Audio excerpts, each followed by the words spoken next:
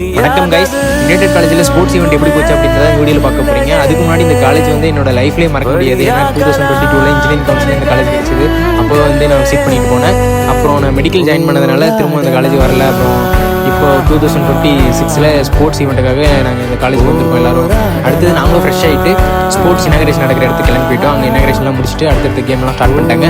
மற்ற காலேஜ்லேருந்து நம்ம நண்பர்கள்லாம் வந்தாங்க. அவங்க எல்லாம் சந்தித்து பேசிட்டு அடுத்ததாக கபடி மேட்ச் ஸ்டார்ட் ஆயிடுச்சு. நம்ம டீம் ஃபர்ஸ்ட் ரவுண்ட் வின் பண்ணிட்டாங்க. அடுத்ததாக நண்பர்கள் கூட கேண்டீன் போய் சாப்பிட்டுட்டு அப்படியே ஈவினிங் போய் டிஜே அரேஞ்ச் பண்ணியிருந்தாங்க. டிஜேயில் போயிட்டு பயங்கரமாக டான்ஸ்லாம் ஆடிட்டு அவுட்டோர் வர குளிதி கிளம்புறதுக்கு டான்ஸ் ஆடி முடிச்சுட்டு அந்த டே முடிச்சுக்கிட்டோம். அடுத்த நாள் மார்னிங்கே நமக்கு வாலிபால் மேட்ச் இருக்குன்னு சொல்லி நம்ம மார்னிங்கே நம்ம பசங்களாம் டச் போட்டிருந்தாங்க.